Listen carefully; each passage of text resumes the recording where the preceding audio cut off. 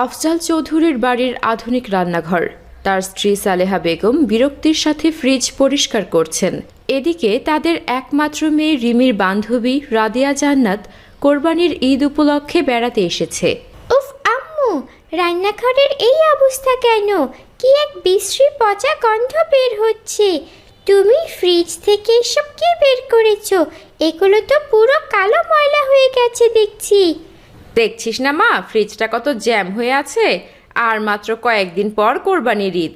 তোর আব্বু তো অলরেডি 4 লাখ টাকা দিয়ে কোরবানির জন্য মস্ত বড় এক গরু কিনে এনেছে। ওই গরুটার মাংস রাখার তো জায়গা করতে হবে।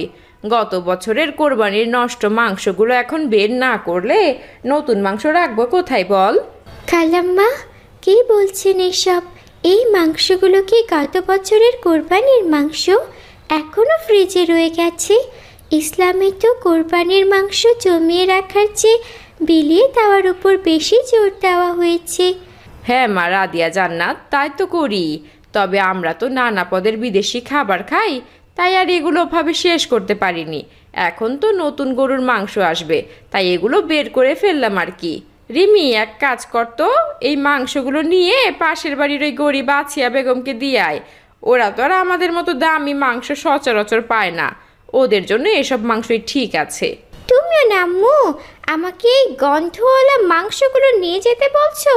আচ্ছা রাদিয়া জান্নাত, তুই চল তো আমার সাথে, এই আপদগুলো বিদায় করে আসি। উফ, কি যে গন্ধ! ওরা গরিব মানুষ তো, ফ্রিতে এইসব পচা মাংস পেলেও ওদের কাছে অমৃত মনে হবে। রিমি, তোর কথাটা কি ঠিক হলো বল? আমরা যা নিজেরা খেতে পারি না তা অন্যকে দেওয়াকে ঠিক হবে? পবিত্র কোরআনে তো বলা হয়েছে, তোমরা ততক্ষণ পর্যন্ত কোনো কাজে পুণ্য লাভ করতে পারবে না যতক্ষণ না তোমরা তোমাদের প্রিয় বস্তু থেকে ব্যয় করো। আরে রাদিয়া জান্নাত, তুই সবসময় ইসলামিক বিষয় নিয়ে এত সিরিয়াস থাকিস কেন বলতো? আজকাল মাংসের যা দাম, ফ্রিতে ওরা এই মাংসগুলো পেলে খুশিতে নাচবে। চল তো আমার সাথে, গেলেই দেখতে পারবি। এরপর তারা আসিয়ার বাড়িতে চলে যায়।